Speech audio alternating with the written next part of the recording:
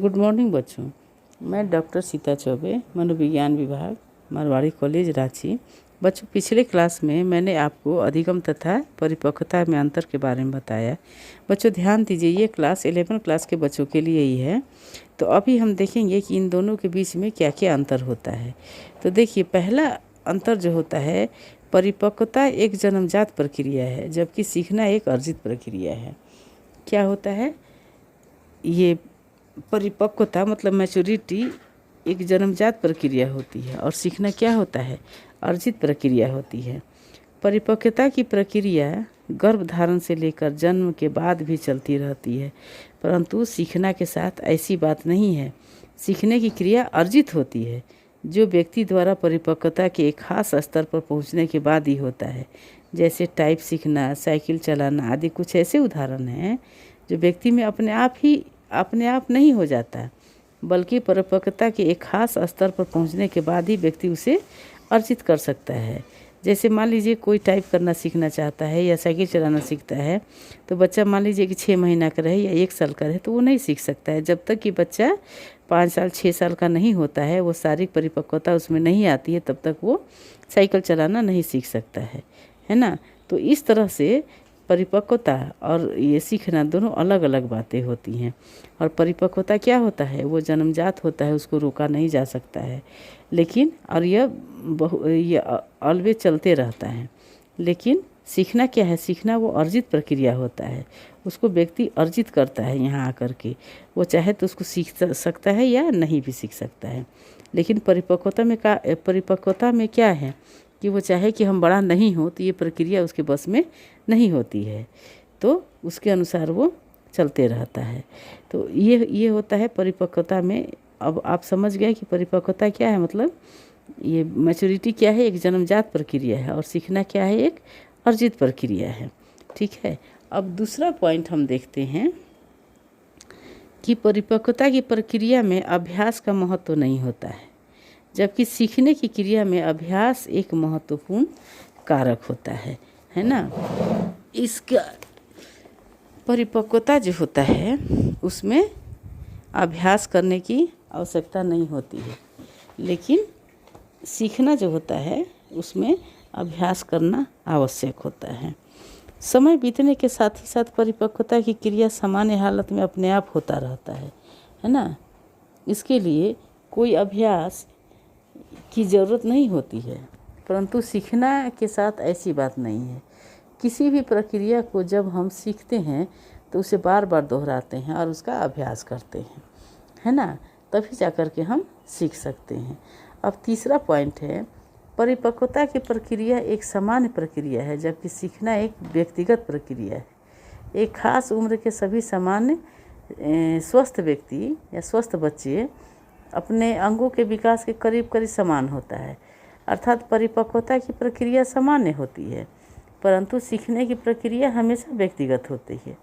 अर्थात एक व्यक्ति से दूसरे व्यक्ति में सीखने की प्रक्रिया भिन्न होती है। एक 16 वर्ष का लड़का या लड़की कार चलाना सीख लेता है, तो इसका मतलब यह नहीं कि 16 वर्ष के सभी बच्चे अपने आप ही कार चलाना सीख लेंगे, कारण सीखने की प्रक्रिया समान न होकर व्यक्तिगत होता है। इसी तरह चौथा पॉइंट है, परिपक्वता की क्रिया सतत होती है, जबकि सीखने की क्रिया सामयिक होती है, मतलब टेम्परल होता है। परिपक्वता की प्रक्रिया एक खास समय से प्रारंभ होकर, जैसे गर्भधारण से प्रारंभ होकर एक खास समय तक अर्थात वयस्कता तक सतत चलते रहती है, परंतु सीखने के साथ ऐसी बात नहीं है। व्यक्ति जब अभ्यास जारी रखता है तो सीखने की प्रक्रिया होती है, और जब वो अभ्यास बंद कर देता है तो सीखने की प्रक्रिया समाप्त हो जाती है। इसी तरह से पांचवा पॉइंट अब हम देखते हैं, परिपक्वता की क्रिया एक खास उम्र या अवस्था आने पर बिल्कुल ही मंद या नहीं के बराबर होती है, जबकि सीखने की क्रिया जीवन पर्यंत चलती रहती है। वयस्कता के बाद परिपक्वता की क्रिया सामान्य नहीं देखी गई है, परंतु सीखने की क्रिया आजीवन चलते रहती है। यदि ऐसी कोई अवस्था नहीं होती है जिसके बाद सीखने की क्रिया बंद हो जाती है। व्यक्ति बुढ़ापे में भी नई नई क्रियाओं को सीखते रहता है ना। तो अब देखते हैं कि छठा पॉइंट क्या होता है इसका। छठा पॉइंट है, परिपक्वता की प्रक्रिया से शरीर में कई तरह की रासायनिक एवं दैहिक परिवर्तन आते हैं। परिपक्वता के कारण शरीर के भीतरी अंगों तथा बाहरी अंगों का विकास हो जाता है, लेकिन सीखने के फलस्वरूप शरीर के अंदर इस तरह का कोई परिवर्तन दृष्टिगोचर हमें नहीं होता है। सीखने की प्रक्रिया में अंगों द्वारा किए गए व्यवहारों में